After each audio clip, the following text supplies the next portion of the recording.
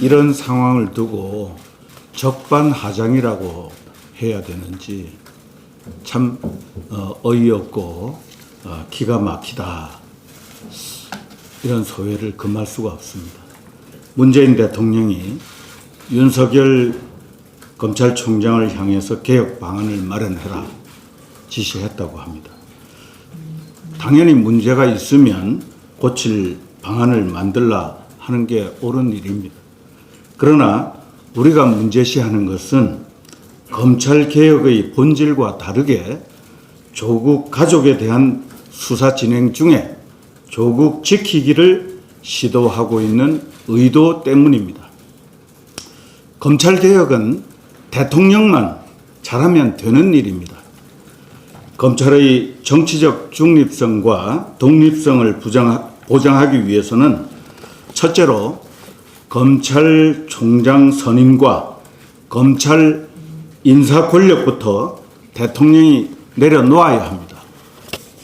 둘째로 대통령을 비롯한 집권자들이 검찰 수사에 대한 개입과 통제를 금지시키면 되는 일입니다. 그런데 문 대통령과 조국은 모두 거꾸로 가고 있어서 그들의 행보는 통째로 반개혁입니다. 윤석열 검찰총장이 살아있는 권력을 수사하며 권력자들의 부당한 개입에 맞서는 것, 그리고 제대로 된 개혁 방안을 제시한 점들이 오히려 개혁의 진정성을 인정받을 수 있습니다.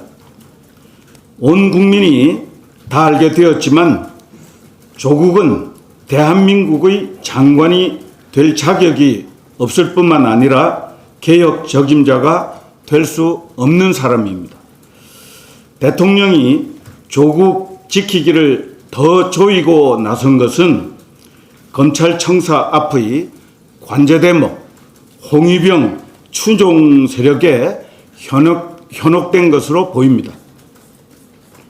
조국 사퇴, 대통령의 맹성을 촉구하는 광화문 일대의 수많은 사람들은 그에게 보이지 않고 그 목소리는 들리지 않는 모양입니다. 일찍이 이런 대통령은 없었습니다.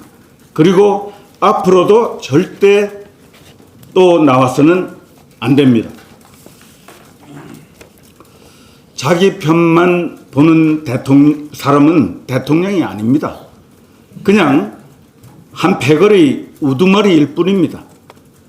조국 게이트 수사 관련 인권을 말하려거든 이재수 전 기무사령관과 변창훈 전 검사의 죽음 앞엔 왜 아무 말도 하지 않았나를 성찰해야 했습니다.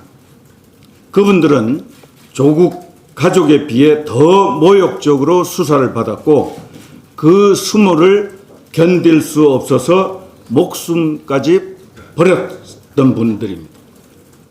유독 조국 수사에 대해서만 인권 운운하면서 간섭하려 드는 것은 평등해야 할 국민들에 대한 차별 대우입니다. 그리고 검찰 수사에 대한 부당한 압박입니다.